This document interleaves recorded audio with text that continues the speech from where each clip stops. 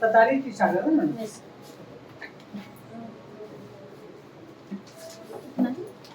सतारी सिलसिला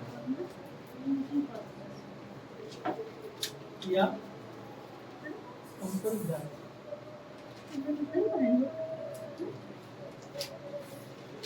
ठीक है मैडम, यहाँ तक आपकी देखिए सतारी सिलसिला या सितारिया सिलसिला स्वरवर्दी का एक उपशाखा पहला तो ये लिख लीजिए कि स्वरवर्दी का उपशाखा।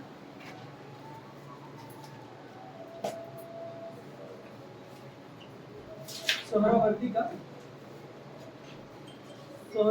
का एक उपशाखा तो दिक्कत उपशाखा।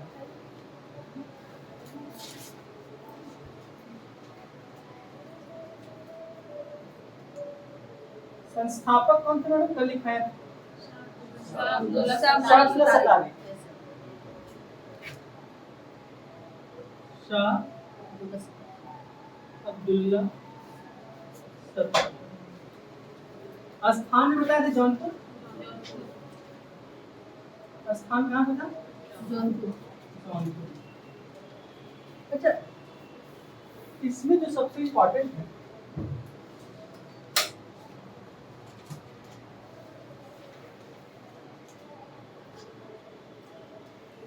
शाह अब्दुल्ला सतारी ने कहाँ पे किया था इसका स्थापना, लेकिन सतारी सिलसिला को जो सबसे ज्यादा प्रसिद्धि दिया वो था मोहम्मद गौस। कौन थे, मोहम्मद गौस के बारे में अभी हमें क्लियर करना चाहता हूँ। आपके बुक में वो कादरी में मिलेगा, कहाँ मिलेंगे, कादरी में मिलेंगे, तो कंफ्यूज नहीं होना, दोनों अलग अलग है, दोनों अलग अलग है। ठीक है बेटा, तो अक्सर लोग हमसे बारह पूछते हैं सर कि दोनों एक ही है, नहीं, दोनों अलग अलग संप्रदाय के हैं, दोनों का नाम मोहम्मद गौस है। अभी एक नाम आएगा शेख बहाउद्दीन गरीब, बहाउद्दीन, तो आपसे दक्षिण भारत वाला क्या सर, नहीं, वो अलग है और ये अलग है, नाम एक है, नाम वो चिश्ती संप्रदाय से और ये आपका सतारी संप्रदाय से, तो इसकी चर्चा बाद में करते रहेंगे। तो हमने कहा कि जो भारत में इसका संस्थापक कौन थे, और ये उप शाखा था, क्या था, स्थान कहाँ का स्थापना हो, जौनपुर में स्थापना हो। कि सतारी का सबसे प्रसिद्ध संत थे मोहम्मद गौस। मोहम्मद, तो आपको उन्हीं के बारे में पढ़ना है, मोहम्मद गौस। हमने फिर बोला मैडम कि मोहम्मद गौस दो हैं, एक आपको मोहम्मद इसमें पढ़ना है और एक कादरी पढ़ना है। इनके गुरु क्या मैडम, गुरु कौन थे बता सकते हैं क्या मैडम, गुरु HQ,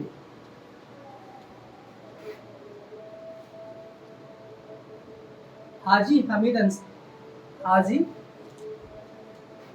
याद आया कुछ, हाजी हमीद हसन, पूरा नाम क्या मैडम, इसका पूरा नाम है हाजी हमीद हसन। देखिए तो HQ हुआ, ठीक है ना, मतलब H 3 बार, H 3, तो ये कोड है HQ। हाजी हमीद हसन इनके गुरु थे मोहम्मद गौस। एक्चुअली अब जो सब फैक्चुअल टॉपिक है मैडम, चिश्ती की जो फर्स्ट क्लास होता है या सेकंड क्लास हो जाए कॉन्सेप्ट वाला है, उसके बाद जितने टॉपिक आते हैं सब फैक्चुअल टॉपिक रहता है और सबको समझना बहुत मुश्किल रहता है। कहा जाता है मैडम कि मोहम्मद गौस के बाद ही सतारी संप्रदाय प्रसिद्धि प्राप्त किया और इनके गुरु कौन थे, कहा जाता है कि इनका खानका का स्थापना नहीं हुआ था, मोहम्मद गौस द्वारा पहली बार अहमदाबाद में खानका का स्थापना किया गया था। तो अब इनका खानका कहाँ जाएगा मैडम, मोहम्मद गौस ने पहली बार खानका, बाकी ये लोग ने खानका स्थापित नहीं किया। और खानका कहाँ स्थापित हुआ, अहमदाबाद, पहली खानका, पहली लेकिन मजार कहीं और है मैडम, मजार कहीं और। मजार कहाँ पे अंशु? ग्वालियर में। कहाँ बेटे? ग्वालियर। अच्छा आपसे पूछता बेटा कि अरे ग्वालियर में ही क्यों?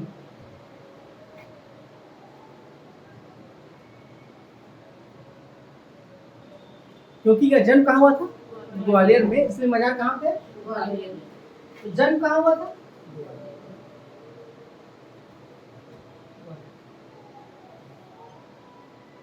ये सब इंटरलिंक करते चलिएगा तभी जोड़ पाएंगे। इनको उपाधि था कुतुब। क्या मैडम? उपाधि था कुतुब।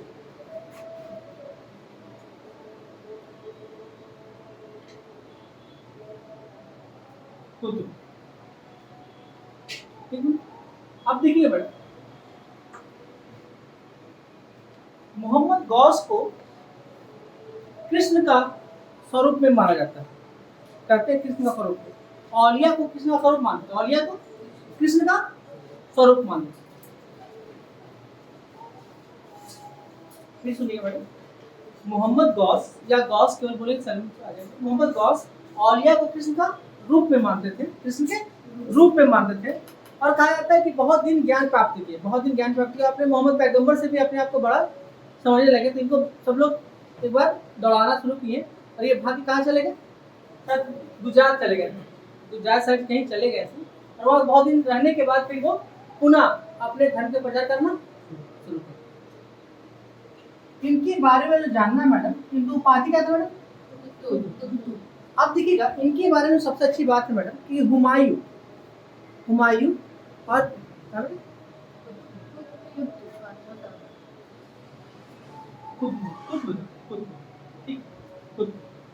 यही नाम नहीं, हाँ, इनका जो समकालीन शासक थे वो दो थे मैडम। कोई बता सकते हैं क्या? हुमायूं और ठीक है, हुमायूं और तानसेन। समकालीन थे हुमायूं और तानसेन।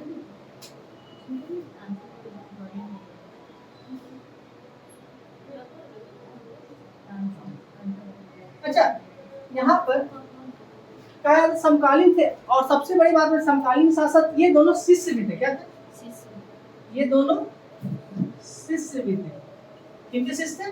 गौस के शिष्य। अब देखिएगा बेटा, जो एक कहानी हमको बताना है वो ये है कि जब हुमायूं किस युद्ध में पराजित हुआ था पूर्ण रूप में? बिलग्राम। अरे कुछ भी बोल रही। बिलग्राम के युद्ध के हारने वाले कहाँ चले गए? ईरान। और वहीं पर निर्वासित जीवन जीने लगे थे। उसी समय तानसेन गौस ने एक पत्र लिखा कि अब दुल्हन विवाह के मंडप पे बैठने को तैयार, दुल्हन विवाह के मंडप पे बैठने को तैयार है। मतलब कहने का अर्थ यह है कि अब तुम्हारी निर्वासन की जिंदगी समाप्त हो गई है, अब तुम भारत आकर गद्दी संभालो। और कहा जाता है कि उनके कहने के बाद ही वो फिर जैसे ही भारत आते हैं और सबको हरा कर पुनः गद्दी बैठ जाते हैं। और 6 महीने तक हुमायूं गद्दी पर बैठा रहता है और शेरे मंडल से गिर कर उनकी मृत्यु हो जाती। तो ये 6 महीने कहते कि गौस ने इनको कहा गया था कि दुल्हन तैयार है, जल्दी ही मंडप पे चढ़ने वाले हो। तो उतना वो पत्र में कहते, क्या कहते? पत्र में। तो क्वेश्चन पूछता है कि किसके बारे में कहा गया था? तो हुमायूं के बारे में कहा था, गौस के बारे में। लिखिएगा, गौस ने मोहम्मद गौस ने हुमायूं को पत्र लिखा और कहा कि सफलता का दुल्हन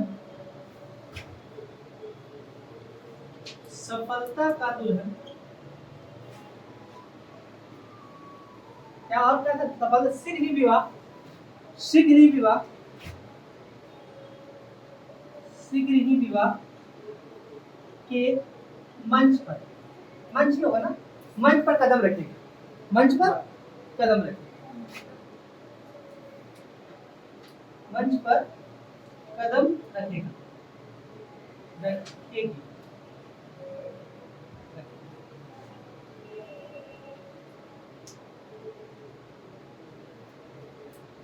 अच्छा, कभी कभी मोहम्मद गौस केसिस का भी आता है नाम। अच्छा, आगे बहादुर गरीब के बारे में चर्चा बात है। आप लिखिएगा मैडम कि इनके कुछ बुक हैं, एक एक करके बुक लिखते चले, देखिएगा। पहला जो बुक है इनका बहुत अच्छा बुक है, बताइए बेटा अंशु। जोहार ए खामसा, जवाहरलाल नेहरू से जोहार ए खामसा, जोहार ए खामसा। सेकेंड बुक क्या है, एक खगोलीय और ज्योतिष शास्त्र है, कलिंदे मुजारी, हाँ मुजारी हो सकता है अलग हो। कलिंदे क्या है, मुजाखिन ना, मुखाजी, मुखाजी, मुखाजी, मुखाजी आ रहा है बेटा इधर क्या नहीं आ रहा, मुखाजी। थर्ड, इसमें सबसे इम्पोर्टेंट बात है मैडम कि ये इम्पोर्टेंट बुक है, ये ऐसा इसलिए क्योंकि इसमें खगोलीय और गणित विज्ञान के सबको मिलाकर लिखा गया पुस्तक।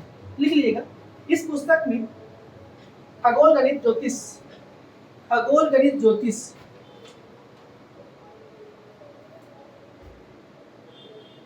एवं अन्य पर आधारित लिखी गई पुस्तक।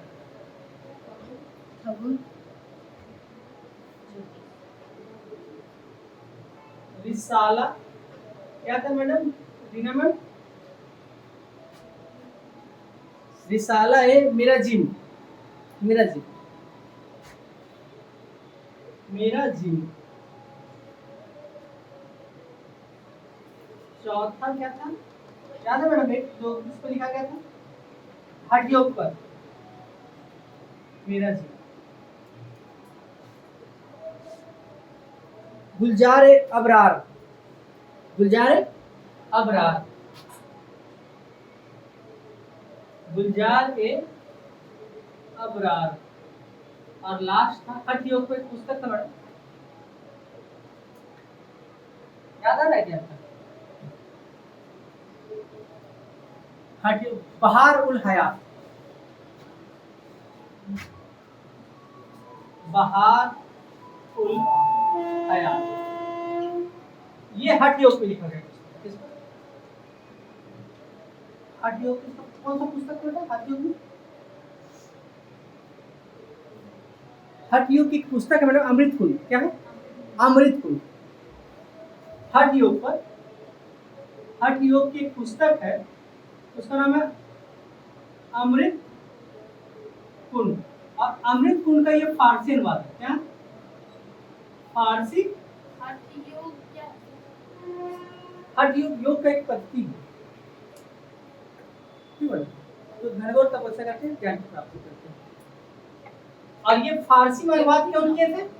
मोहम्मद गौस।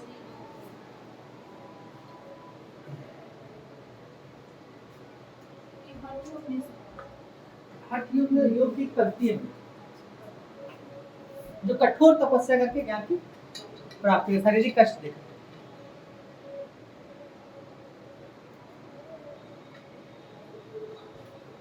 बुक के नाम को पढ़िएगा मैडम एक बार सब लोग।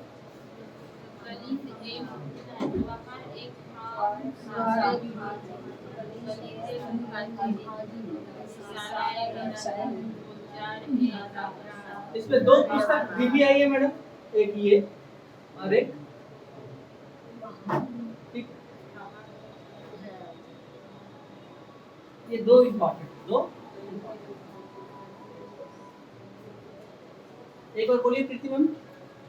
जोहार ए खामसा, बोलना है सबको।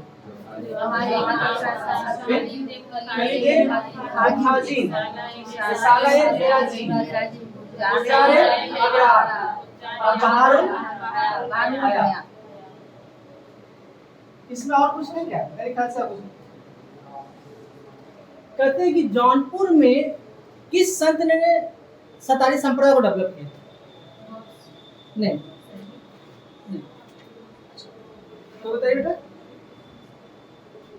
शेख बदरुद्दीन सतारी। शेख बदरुद्दीन सतारी लिख देते।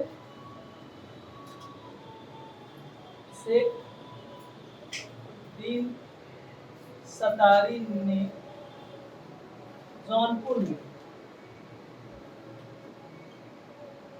सतारी संप्रदाय का विकास और खानका का स्थापना किया।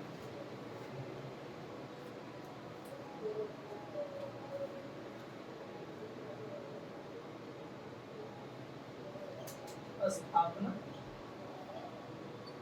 ये गौस के बाद के क्या? ये गौस के बाद के।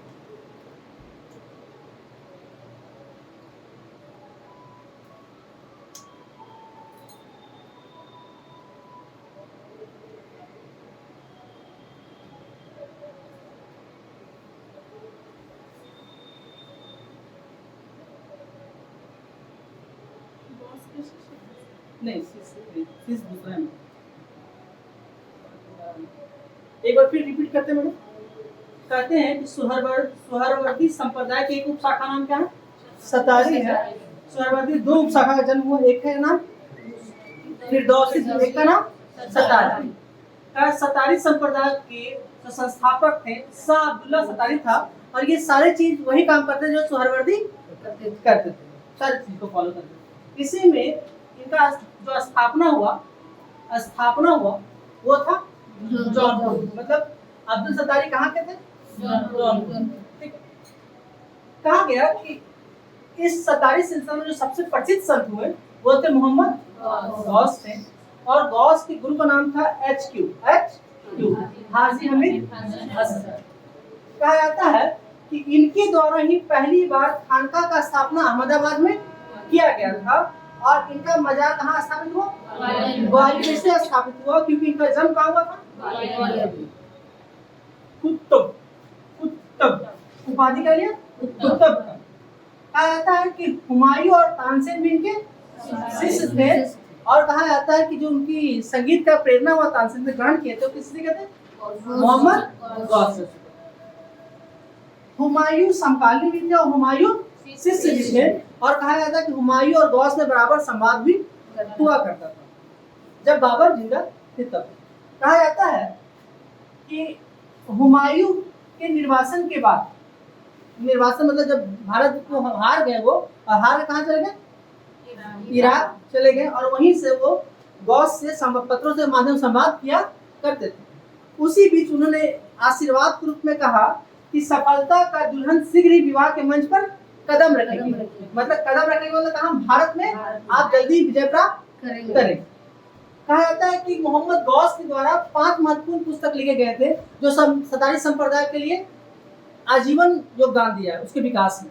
पहला था जोहारे खामसा, सेकंड है कलीम गुजारी, थर्ड है रिसाला है मिराजी, फोर्थ है गुलजारे अबरार, और पांचवा है। कहा जाता है कि इन माध्यमों से वो अपने विचार को जन सामान्य व्यक्ति तक पहुंचाने की कोशिश की। इनमें वो सारी चीजें समा हुआ सबको मानता, समा हो केवल एक सिलसिला नहीं मानता, नक्शबंदी वो समा को स्वीकार नहीं किया। बाकी जितने लोग हैं सबने समा को महत्व दिया, लेकिन सबसे ज्यादा महत्व कौन दिया? चिश्ती ने। किसने दिया? हमने कहा कि समा का मतलब संगीत एंड ये दो चीजें मैडम सभी लोग ने स्वीकार किया, केवल एक नक्शबंदी को छोड़कर। लेकिन सबसे ज्यादा समा को जो एक्सेप्ट किया अपने संस्कार में वो है चिश्ती संप्रदाय। चिश्ती, और उनके द्वारा ही समा का विकास हुआ, और जहाँ कव्वाली डांस नृत्य संगीत होता हुआ। ठीक है, यहाँ थोड़ा तो मजाक नहीं बेटा? यहीं पे एक चीज और लिख ले क्या? आ जाएगा क्या? हाँ सर।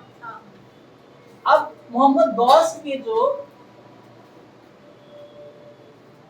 थोड़ा सा मिटा नहीं देते, खत्म कर देंगे, मिटा दे नहीं।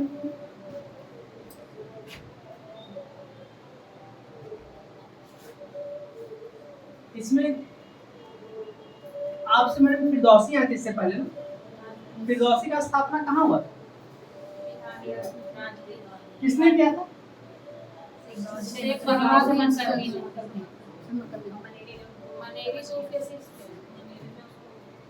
अब देखिए मैडम,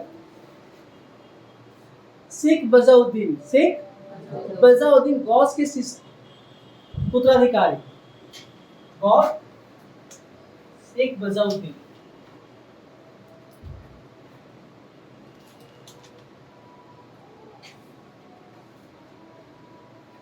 अब मोहम्मद गौस के उत्तराधिकारी कौन थे मैडम? शेख बजाउद्दीन। और कुछ नाम था क्या मैडम? ठीक है मैडम, शेख बजाउद्दीन नाम था। और ये इन्होंने अपने धर्म का प्रचार कहाँ से किया? गुजरात से। कहाँ से किया? गुजरात से। इनका प्रचार कहाँ हुआ? गुजरात में। और गुजरात में इन्होंने किस धर्म का प्रचार किया? सतारी संप्रदाय का प्रचार। इनके बारे में इतना जानना था कि ये क्या थे? उत्तराधिकारी थे या शिष्य थे? क्या कह सकते हैं? ये दो ही चीज आप कह सकते हैं, कुछ का। अब सतारी संप्रदाय में दो संतों का नाम आता है बेटा, बाकी एक आता है, तो बता सकते हैं मैडम? एक का तो नाम होता है शेख बहादुर गरीब, एक का नाम क्या आता है, और एक का नाम और क्या आता है? गौस आगे कादरी में। देखिए, इनके बाद शेख बजाउद्दीन के बाद जो सबसे प्रसिद्धि आया वो तो शेख ईसा। कौन थे? ईसा। इनका एक शिष्य है मैडम, उनका नाम है, इनका शिष्य का नाम है शेख बहाउद्दीन गरीब। हाँ, बुरहानुद्दीन। अब ये दोनों क्या किए मैडम? देखिए, कहा जाता है कि औरंगजेब, कौन मैडम? इनके जो समकालीन थे वो कौन थे मैडम? औरंगजेब। अब यहाँ पे जो क्वेश्चन आता है मैडम सबसे इंपॉर्टेंट, वो क्या आता है मैडम? वो क्वेश्चन इंपॉर्टेंट ये आता है रविंदर सर कि उत्तराधिकारी युद्ध में औरंगजेब ने किससे आशीर्वाद लेकर लड़ना शुरू किया? तो शेख बहाउद्दीन। तो ये लिख लीजिए, औरंगजेब ने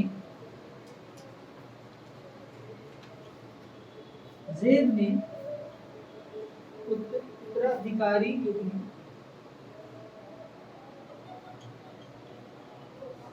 बहाउद्दीन गरीब से, केवल शेख नहीं लिख रहे मैडम, चलेगा ना? बहाउद्दीन गरीब से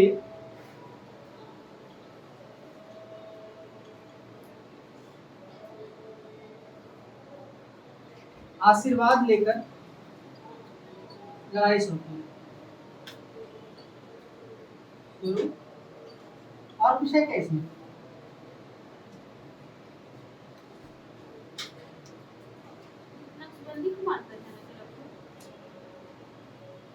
शासक बनने के बाद आएगा, शासक उत्तराधिकारी युद्ध लड़ना है, और शासक बनेगा तब कहानी सुनाएंगे। अब देखिए मैडम, ये दोनों कहाँ से विकास कर रहे थे सतारी का? बुरहानपुर से। कहाँ कर रहे थे?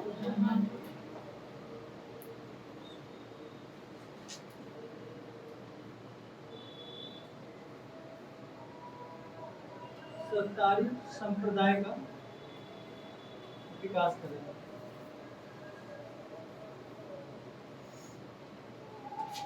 और कुछ है क्या मैडम?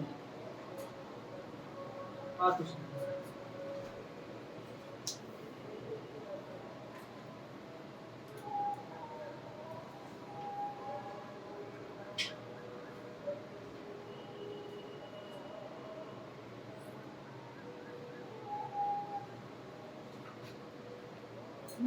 मोहम्मद गौस के उत्तराधिकारी कौन हो मैडम?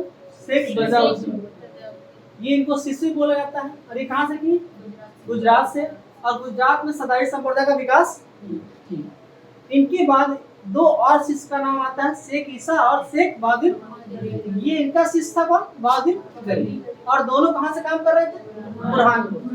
कहा जाता है कि शेख बहादुर औरंगजेब के समकालीन थे और उत्तराधिकारी युद्ध में औरंगजेब को आशीर्वाद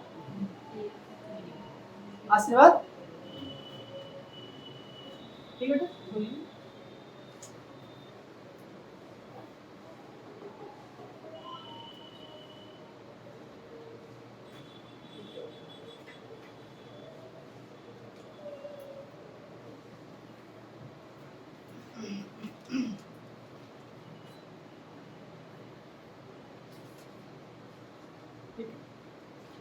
इसमें और कुछ नहीं पढ़ना बेटा। अब आते हैं, छोटा सा एक टॉपिक है,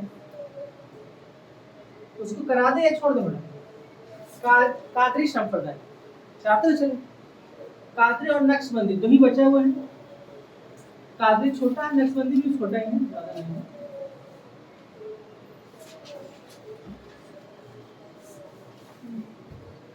इसका कोई उपाय नहीं करेंगे राहुल,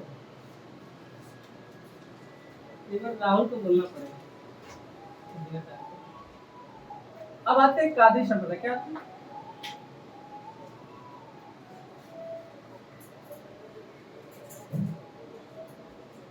कादरी संप्रदाय बहुत छोटा टॉपिक है, ज्यादा पढ़ना नहीं। अच्छा मैडम, कादरी संप्रदाय देखिए मैडम, जहाँ सोहरावर्दी का स्थापना होता है इसका हो, सोहरावर्दी कहाँ हुआ था? सोहरावर्दी का तो भारत है। कादरी संप्रदाय का स्थापना कहाँ हुआ था? बगदाद में। संस्थापक में किसका नाम आता है? शेख अब्दुल्ला कादिर जिलानी। शेख अब्दुल्ला, पूरा नाम लिखे, शेख अब्दुल्ला कादरी जिलानी। कहीं कहीं गिलानी कर दिया मैंने, कंफ्यूज नहीं होना, जिलानी और गिलानी। शेख अब्दुल्ला कादरी जिलानी, यही है ना? ये रहस्यवाद पंथ को मान रहे हैं। किसका मतलब है? रहस्यवाद। जो कादरी सिलसिला है, संप्रदाय है, वो किसको मानते हैं?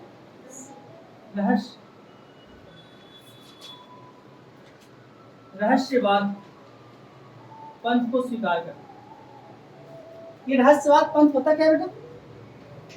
जो कठोर तपस्या, एकदम लोगों से, समाज से एकदम कट के ज्ञान की प्राप्ति करते हैं, रहस्य के ज्ञान। तो रहस्यवाद पंथ वो इकलौता है सभी सिलसिला में जो रहस्यवाद को स्वीकार किया। तो रहस्यवाद आए बेटा?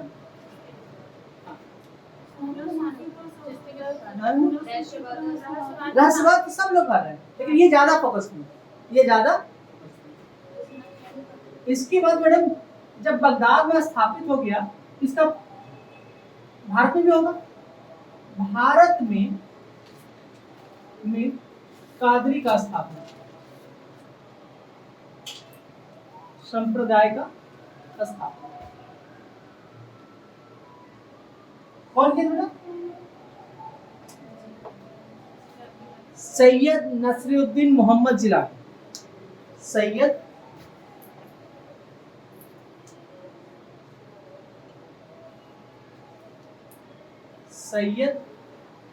नसरुद्दीन मोहम्मद जिलानी, यही बोल रहे बेटा? मोहम्मद जिलानी। हम फिर बोल रहे हैं, कुछ बुक में गिलानी लिख दे तो कंफ्यूज नहीं होना है, जिलानी लिख दे। संस्थापक भारत में, कहाँ पे? भारत में कादरी संप्रदाय का स्थापना किसने किया? सैयद नसरुद्दीन मोहम्मद। और लेकिन पूछता है कहाँ पर स्थान। देखिए मैडम, लगभग सब कहाँ आएगा? कुछ कहाँ है? सिंध।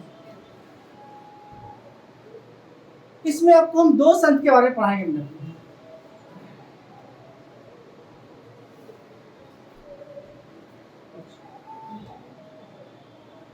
आगे बढ़े मैडम। इसके बाद इनके बाद मोहम्मद जिलानी के बाद जो भारत में आते हैं प्रसिद्ध, वो है मियां, क्या बेटा, मियां मीर या मियां मीर मूसा? हाँ?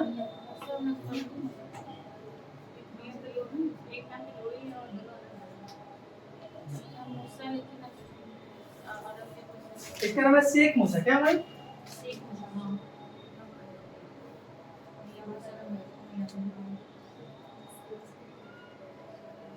शेख मूसा केवल एक काम से प्रसिद्ध है, एक काम से प्रसिद्ध है अरविंद सर, सुंदर सर।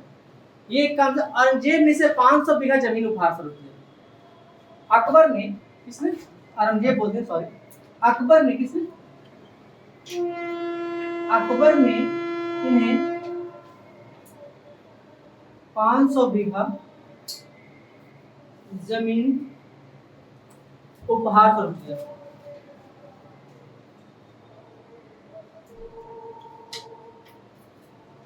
शेख मूसा डबल है क्या बेटा? शेख मूसा एक सतारी, शेख मूसा ही तो लिखा है। हाँ वो भी है, अबे वो नाम के बहुत है, एक नाम के बहुत है, तो हम जान भी क्या कर रहे हैं मैडम, जो काम किया है ना उसी को छाट कर लिख रहे हैं।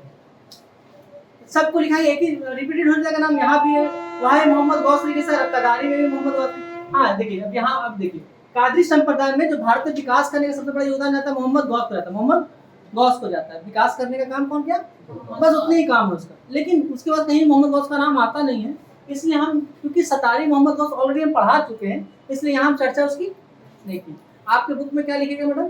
कि बुक में ये लिखेगा कि मोहम्मद गौस ने भारत में कादिर संप्रदाय के विकास में सबसे बड़ा योगदान दिया, सबसे बड़ा, बस इतने लिखिए। या प्रवर्तक, क्या लिखेगा? भारत में कादिर संप्रदाय के प्रवर्तक कौन है? मोहम्मद गौस। ये दो चीज लिखेगा आपको, ठीक है। ये संस्थापक है, विकास कौन किए हैं? मोहम्मद गौस। उसका शेख मूसा है, कौन है? शेख मूसा। शेख मूसा, और शेख मूसा अकबर के समकालीन थे, और इन्हें कितना दिए? 500 बीघा जमीन उपहार दी। इनके बाद आते हैं कौन? मियां मीर। कौन आते हैं? मियां मीर।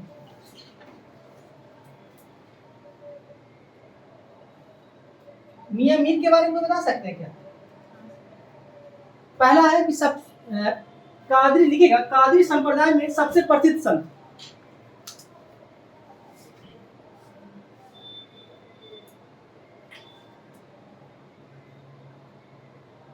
संप्रदाय के सबसे प्रसिद्ध संत, या प्रसिद्ध बोल के कुछ भी बोल दीजिए मैडम। इनके साथ जो सबसे प्लस पॉइंट है मैडम, इनके हिंदू भी शिष्य हैं और मुस्लिम भी शिष्य, ठीक है। तो इनके जो हिंदू शिष्य थे, वो सबसे बड़े शिष्य के नाम में आता है अर्जुन देव। कौन आते हैं? सिख गुरु अर्जुन देव। इनके शिष्य में जो सबसे इंपॉर्टेंट शिष्य आते हैं वो है अर्जुन देव। ये सिख धर्म के, कौन धर्म के?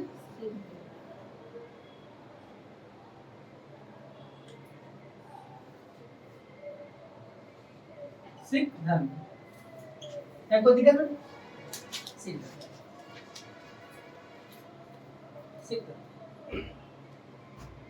अब देखिएगा मैडम, यहाँ पे जो सबसे इंपॉर्टेंट लाइन लिखाना है हमको, वो है ये कि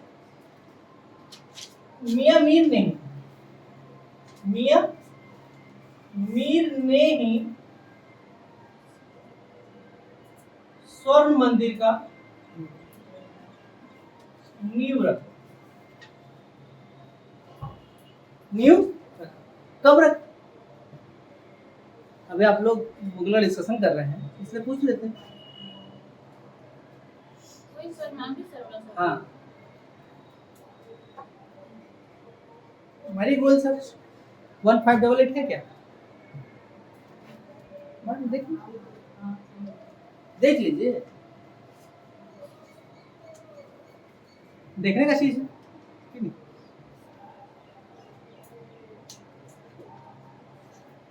देखिए, थोड़ा थोड़ा जब डिस्कशन करते रहते हैं, डेट को भी थोड़ा पकड़ के चलना, डेट को छोड़ना नहीं, बहुत जरूरी नहीं है, लेकिन डेट को पकड़ कर चलना है। कभी कभी क्रम बन जाता है,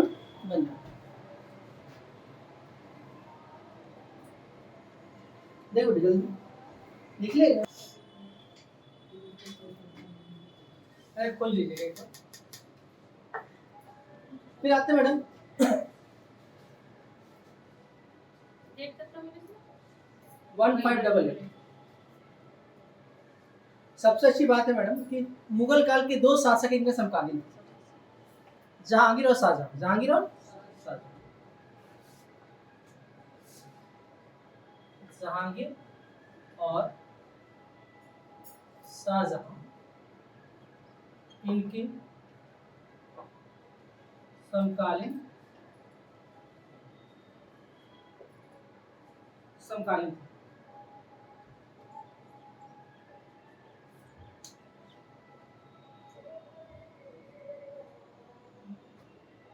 है बेटा? नहीं है, नहीं मिल रहा। देख लिए हिस्ट्री में, देख लिए बुक में। हम भी सही हो ऐसे बात नहीं है, लेकिन हम भी इसलिए बोले कि एक बार आप चेक कर लीजिए।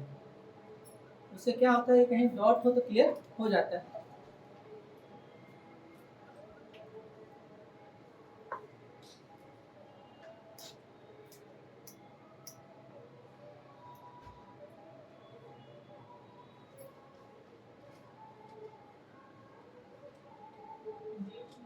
नहीं दिया, चलिए कोई दिक्कत नहीं, मिलेगा तो बता दीजिए। 1588 ये तो दिया मैडम, 1588 है ना? सही, चलिए जी सही है 1588। धन्यवाद, मतलब सही है। मतलब क्लियर हो गया डॉट मैडम? हम में डॉट था कि क्लास में। इससे अब आगे बढ़े मैडम। अब देखिएगा, कादिर संप्रदाय में एक और संत बचे हुए हैं, वो है मुल्ला साहब। मुल्ला साहब बदफासी। कादरी में एक और संत बचे हुए हैं,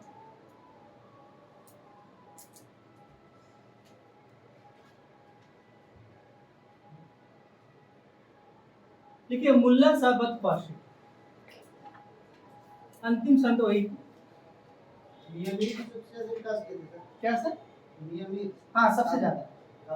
हाँ, इसके बाद आएंगे इनके शिष्य मुल्ला साहब बदफासी, वो दो लोग थे।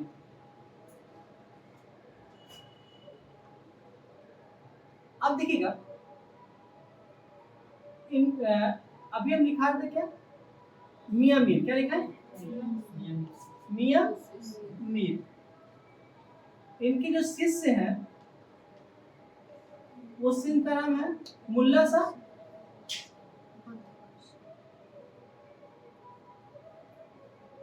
बदफासी। मुल्ला साहब बदफासी। एक्चुअली मैडम बुक में क्या लिखता है? मुल्ला साहब। क्या लिखता है? केवल मुल्ला साहब, और इसी नाम से ये प्रसिद्ध है। मुल्ला साहब के नाम से ही है प्रसिद्ध।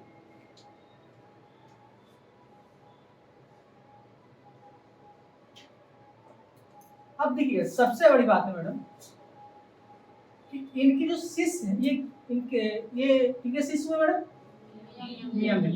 ठीक है, इनके शिष्य भी कोई होंगे? मुगल काल के सबसे पढ़ा लिखा शासक दारा सिक्को इनके ही शिष्य। देखिएगा, दारा सिक्को कौन? दारा सिक्को इनके शिष्य थे।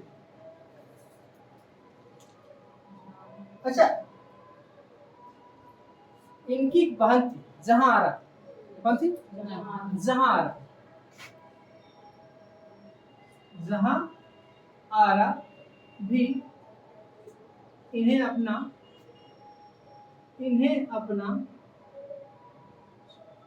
आध्यात्मिक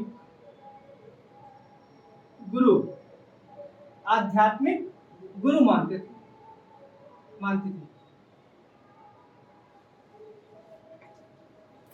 तो जहां आरा और ये दोनों, मतलब भाई और बहन के दोनों गुरु कौन हुए? बस मुल्ला साहब हो गया। मुल्ला साहब के पास तो बहुत सारा भजन निकला बेटा, बहुत सारा आपको गीत मिल जाएगा मुल्ला साहब। और एक चीज है,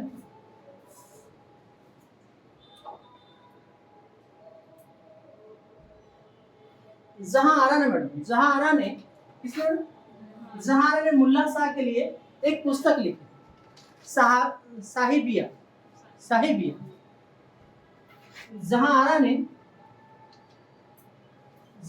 ने मुल्ला शाह के लिए क्या लिखे मैडम? मुल्ला शाह की जीवनी ना मैडम, मुल्ला शाह का जीवनी साहिबिया नाम के शीर्षक लिखा ना। जहां आरा ने मुल्ला शाह की जीवनी साहिबिया ना मैडम, सही बोल रहा है ना? साहिबिया आ रहा है बेटा? साहिबिया शीर्षक नाम से लिखो।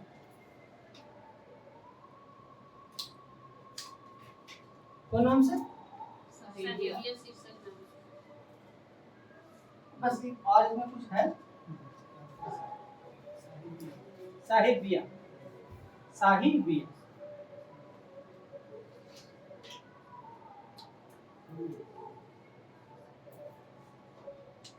अब थोड़ा सा आपने मैडम कहा दारा सिक्को मियां मीर के भी समकालीन है, मियां मीर के भी समकालीन है, लेकिन मियां मीर से बहुत बार ये मिलने गए, बहुत बार मिलने गए। कहा जाता है मैडम कि मियां मीर के मरने के बाद मुल्ला शाह को अपना गुरु मान ली, कौन? दारा सिक्को, और उनके शरण में ही रहने लगे। कहते हैं कि इतना ज्यादा ज्ञान की प्राप्ति ये कर लिए थे, कई पुस्तक लिखे मुगल काल में। हम इसलिए यहाँ इसकी चर्चा नहीं कर रहे मैडम, क्योंकि मुगल में हमको इनका स्पेशल क्लास पढ़ाना है, जहाँ पे इनके सारे पुस्तकों का संग्रह। जहाँ आरा आपको चिश्ती नहीं मिलेगा, तो ये नहीं सोचना मैडम ये शासका वर्ग की है, ये अपने आप में क्या मैडम, जिन धर्म को ये स्वीकार करती है वो सब मतलब सभी धर्म को समान रूप से काम करती है। तो ये आध्यात्मिक गुरु मानी, क्या मानी? आध्यात्मिक गुरु मानी। और जहां आरा ने मुल्ला शाह की जीवनी साहिबा शीर्षक नाम से लिखी। कादिर संप्रदाय में इसके बाद कोई शासक मतलब कोई संत का नाम बहुत ज्यादा फेमस आता नहीं है, मतलब एक दो आते हैं, लेकिन बस वो इसी तरह भीड़ बढ़ाने के लिए। तो पहला इसमें कादिर में क्या लिखेंगे? पहला संत का नाम कैसे पढ़े? फर्स्ट मियां मीर नहीं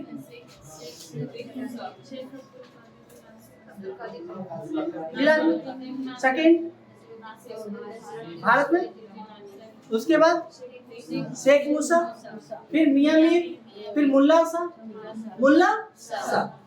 ठीक है मैडम, इतना 5 लोग का नाम है, तो 5 ही आपको पढ़ना। ठीक है, आप साइड में कॉलम अब याद करने का तरीका बताते हैं क्या। देखिए एक चिश्ती आप बोलिए तो हम कॉलम बना देंगे। चिश्ती जो हम करते हैं वो बता रहे हैं, सोहरावादी, फिर क्या मैडम कादरी जो इम्पोर्टेंट है, जो नहीं सतारी, फिर कादरी, और फिर नक्शबंदी क्या है, फिर दौसी भी लिख दीजिए, या फिर दौसी यही लिख दीजिए, फिर दौसी यही लिखिए ना, इतना ही। अभी केवल हमको नक्शबंदी बचा हुआ, ये खत्म हो गई, कादिर समाप्त।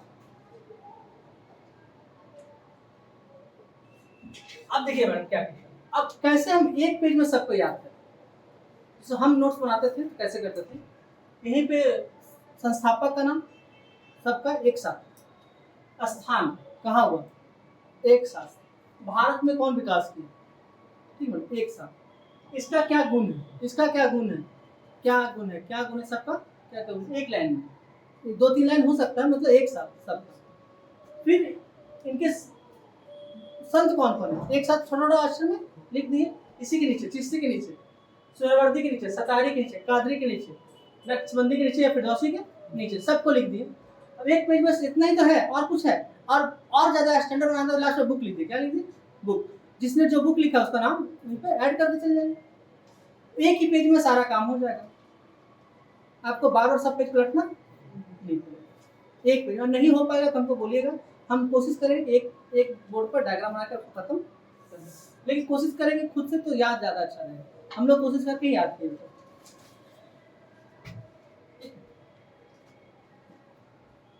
आप देखिए यहाँ इसको कोई समझने में दिक्कत, सुविंदर सर क्लियर हो गई। अब लिखिए नक्शबंदी।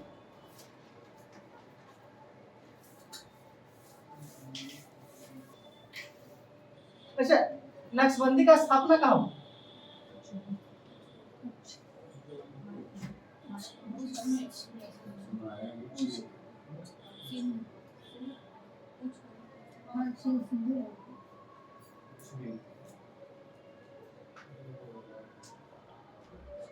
कोई दिक्कत यहाँ? ख्वाजा बहाउद्दीन नक्शबंदी।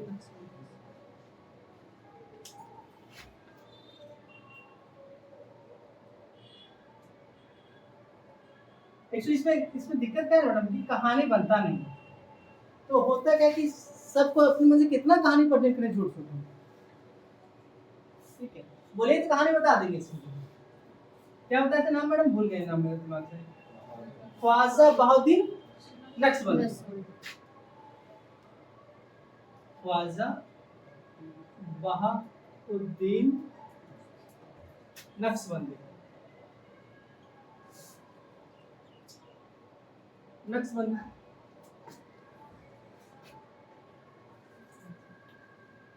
अच्छा मैडम, अब जब ये बगदाद में स्थापित हो गया, कहाँ स्थापित हो? बगदाद में स्थापित हो गया, तो अब भारत में भी स्थापित होगा।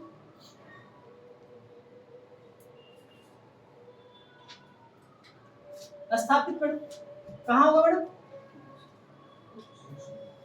अच्छा, कभी आप लोगों को लगता है कि सब चीज उच्छी में क्यों होता है? मार्ग है। स्थान कहाँ है भारत में? कहाँ पे? उच्च। और ये कहाँ पड़ता है? देखिए मैडम, जो संस्थापक क्या था मैडम? ख्वाजा बाकी बिल्ला।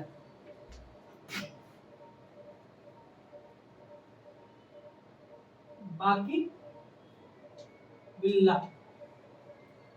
ठीक है, इसमें और तो है क्या? देखिए मैडम, इसका सबसे इंपॉर्टेंट लाइन क्या है जानते हैं? ये कट्टर है सिलसिला, क्या सबसे कट्टर। तो ये जो नक्शबंदी सिलसिला है, ये सबसे कट्टर सिलसिला है। सबसे कट्टर सिलसिला, सबसे कट्टर सिलसिला।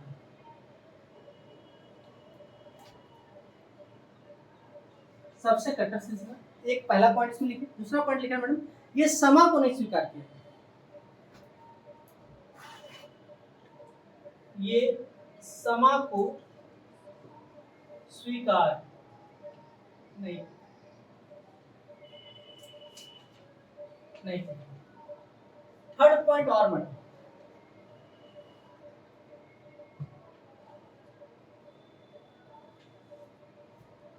चिश्ती में जब पढ़े मैडम कि संत और ईश्वर का जो संबंध होता है, क्या होता है मैडम?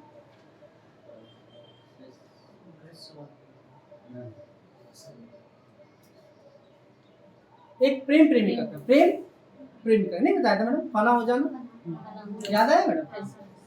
बाकी सभी, चाहे चिश्ती हो, सोहरवर्दी हो, कादरी हो, फिरदौसी हो, आपका सतारी हो, सब में कहा कि फाना हो जाना, प्रेम प्रेमिका का मिलन है। ठीक है मैडम? नक्शबंदी बोला कि सब कुछ नहीं है, दास और मालिक का संबंध है। इसने क्या बोला? दास और मालिक का संबंध।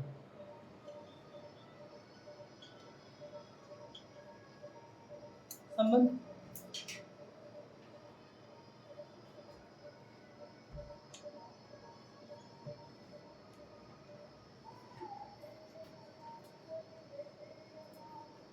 इन्होंने शरीयत को स्वीकार किया और उसे ही लागू करवाने की कोशिश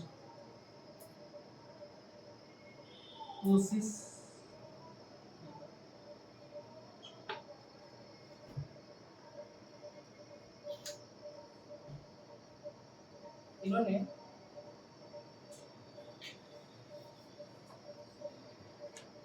शरीयत स्वीकार नहीं किया, इन्हें लागू भी करवाने का कहने का अर्थ है मैडम कि ये कट्टर थे और बोले कि हम सूफी में समा पसंद नहीं करते क्योंकि इस्लाम धर्म के विरोध है। ठीक बेटा, इस्लाम धर्म के विरोध है। तो उससे कहता है कि जो आप कहते हैं कि समा से लोग फना होते हैं और फना से प्रेम बढ़ता है ईश्वर और शिष्य के बीच, ईश्वर और बोले ऐसा कुछ होता नहीं है।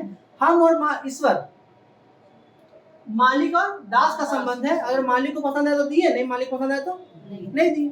उसको उन्होंने कहा कि हम शरीयत को स्वीकार करते हैं और मैं सभी मुस्लिम शासकों से चाहता हूँ कि शरीयत को मजबूती से लागू करें और समा फना हिंदू राष्ट्र को खत्म करके मुस्लिम इस्लाम राज्य स्थापित करें। इसी में एक जो सबसे महत्वपूर्ण संत आते हैं वह है सरहिंद। क्या आते हैं? सरहिंद। अब पूरा नाम आते हैं। अब देखिए इनके बाद जो सबसे महत्वपूर्ण आते हैं शेख अहमद सर हिंद।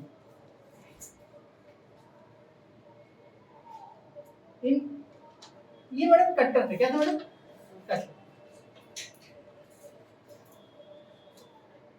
शेख अहमद सर किसके शिष्य थे मैडम? बाकी बिल्ला का। ये इनके गुरु कौन है? गुरु ख्वाजा बाकी बिल्ला।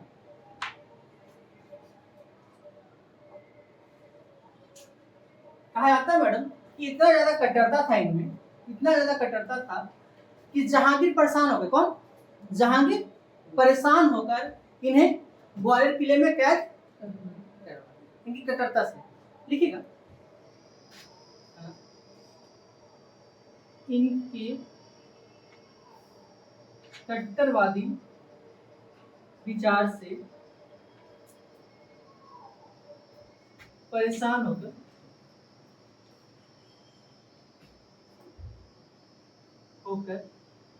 जहांगीर ने इन्हें ग्वालियर किले में कैद कर दिया। यही ना होगा मैडम? कैद कर दिया ना।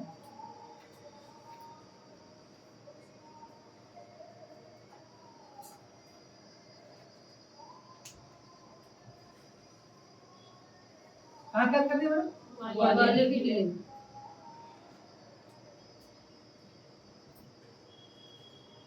इनके एक शिष्य थे मैडम,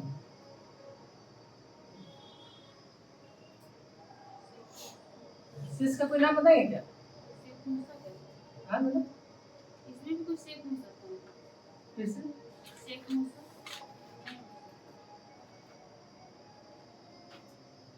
शेख मूसा आएंगे मैडम, लेकिन वो सब इम्पोर्टेंट नहीं है। इनके शिष्य का कोई नाम था मैडम, क्या कोई याद है कि नहीं? को क्या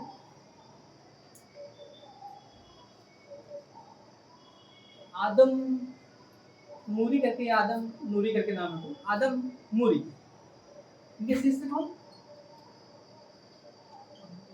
आदम मूरी। कहीं नूरी भी लिखता है, क्या लिखता है? नूरी। तो आदम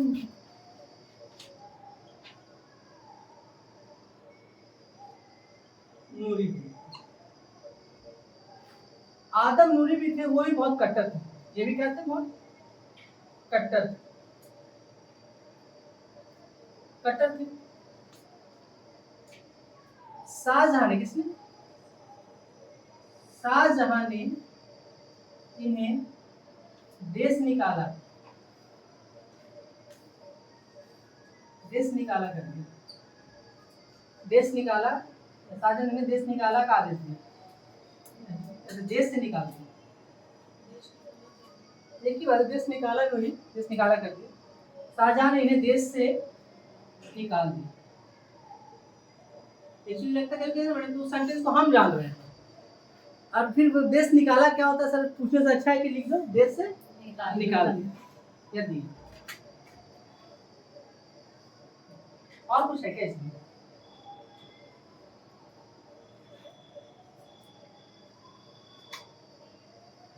एक है मियां मासूम, लास्ट कौन मैडम? मियां मासूम। इनके बाद आता है CBSE से मैंने तो औरंगजेब था। मासूम। ये औरंगजेब के समकालीन क्या बेटा? समकालीन कौन है? औरंगजेब। और इनको बहुत आदर सम्मान करते, बहुत आदर सम्मान करते थे।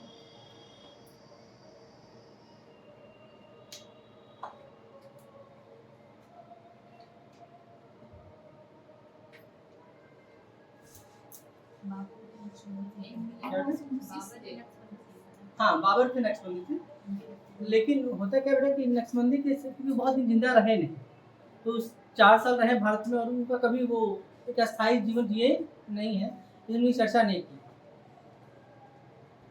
बाबर भी समकालीन थे, किनके समकालीन बता सकते हैं क्या? अब्दुल्ला अहरार, अब्दुल्ला अहरार के बाबर समकालीन थे। अब्दुल्ला अहरार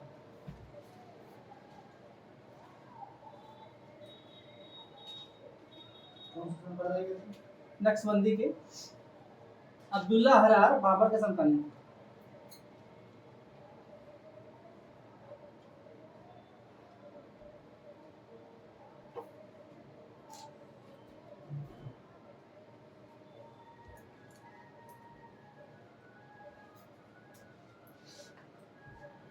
अब देखिए इसको इतना पढ़ने और क्या करना मैडम ना, जब आप हम लोग जब सेट प्रैक्टिस देते हैं या क्वेश्चन देते हैं या क्वेश्चन आप लोग बनाते हैं तो कहीं लगता है शरीर के बारे में कुछ और है, तो जस्ट वहीं पर नोट डाउन कर लिए, क्योंकि होता क्या है कभी कभी बहुत सारी चीज दिमाग में रहता है, छूट जाता है, याद नहीं आता। आइए भी शरीर के बारे में हमको लगता है कि 4 चीज छोड़ रहे हैं और हमको याद नहीं आ रहा। याद ठीक, नवजीवन को कहते हैं, नवजीवन कहा जाता है, तो उनको उपाधि था मैडम, नवजीवन भी कहा जाता था। एक चीज और था जो भूल रहे हैं मैडम उनके बारे में, उनको एक कौन उपाधि था मैडम, भूल रहे हैं उपाधि, याद है कि नहीं हो क्या? इंसानुल, इंसानुल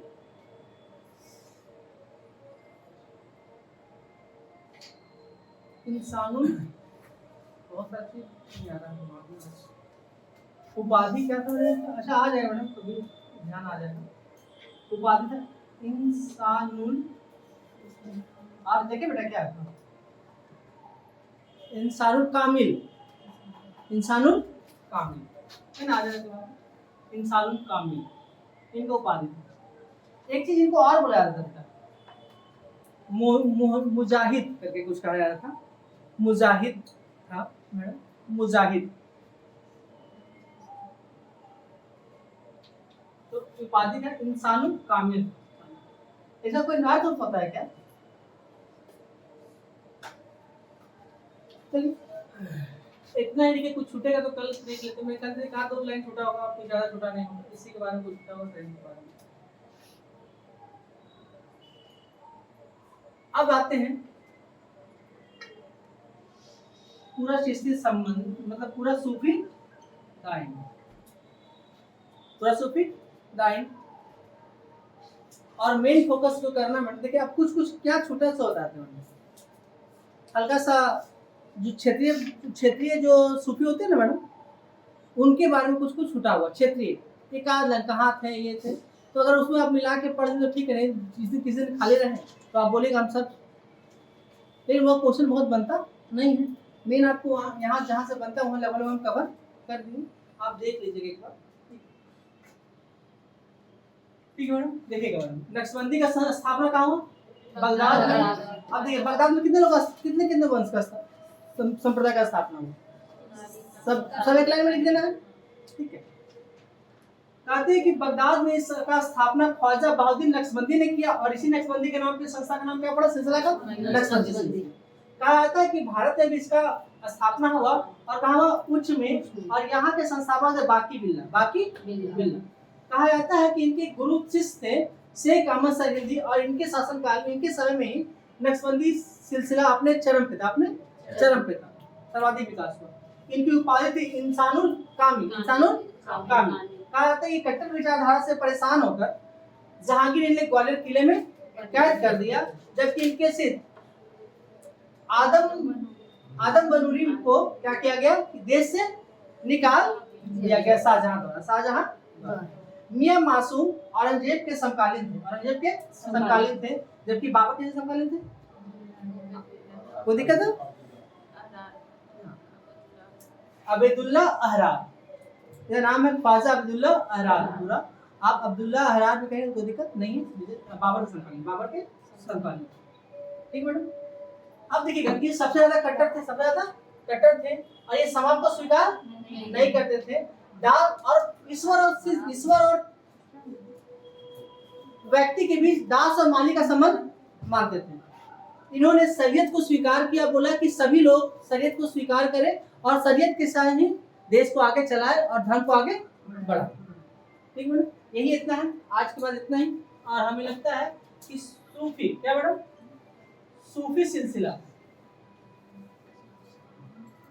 सूफी सिलसिला मैडम, सूफी सिलसिला में हमने लगभग वो सारा चीज को कवर किया जो आपके लिए जरूरत है।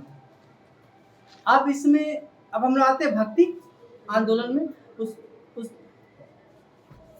अब आते हैं भक्ति आंदोलन